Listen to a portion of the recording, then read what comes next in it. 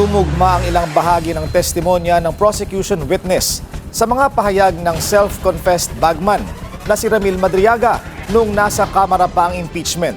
Ito ay may kinalaman sa milyon-milyong withdrawals ng OVP. Ang detalye sa agenda report ni Isaiah Mirafuentes, live mula sa Senado. Isaiah. Yes, Willard, good start nga kung ituring ng House Prosecution Panel ang pagsisimula ng pagtalakay sa impeachment court ng Article 1 o yung kaugnay sa misuse of confidential funds ni Vice President Sara Duterte. Nang dahil naman, Willard, nga sa unang testigo na iniharap ngayong araw, may posibilidad na maiharap sa impeachment court ang umunoy bagman ni Vice President Duterte na si Ramil Madriaga.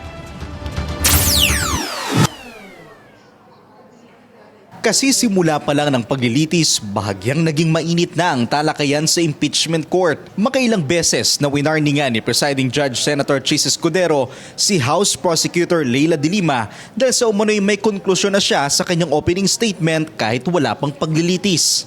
Kapag ang isang impeachable officer, tulad ng pangalawang Pangulo, ay nabuso ang kapangyarihan sa paraang sumisira sa accountability o sumusuway sa pananagutan, dapat pa ba siyang pagkatiwalaan?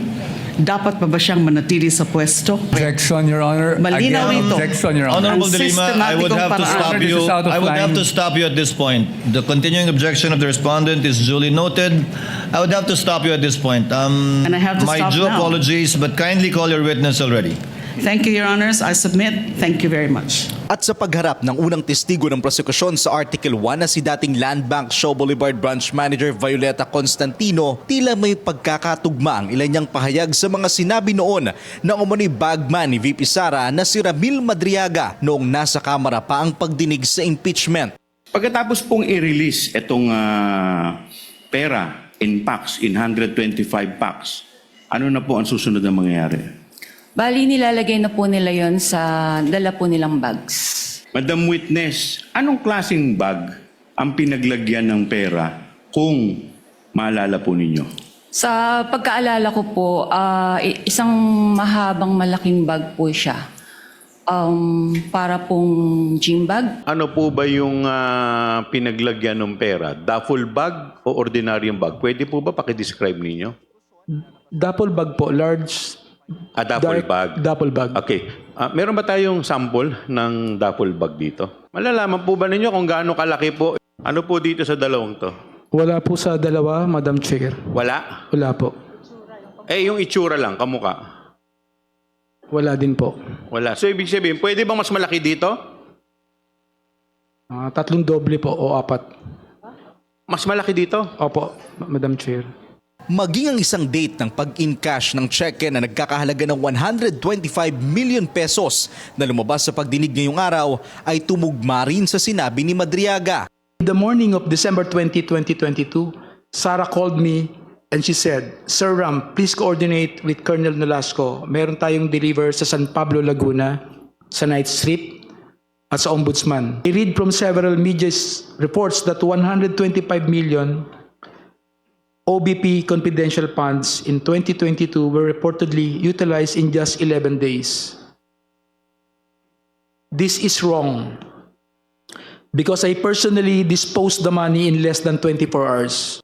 Dahil dito, posibleng ipasabina ng prosekusyon si Madriaga para tumistigo sa issue ng confidential funds.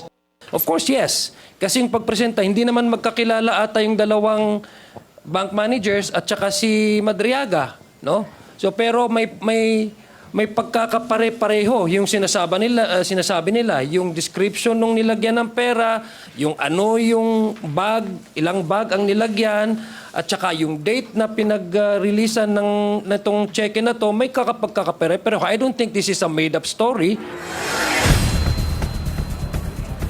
Willard, kung pagbabasihan nga yung pre-trial order na inalabas sa impeachment court sa panig ng prosekusyon, kabilang si Ramil Madriaga sa mga posibleng maging testigo ng House Prosecution Panel para sa Article 1. Pero ayon mismo sa prosecution, Willard, yan ay nakadepende pa sa magiging takbo, magiging progress ng paglilitis dito nga sa impeachment court.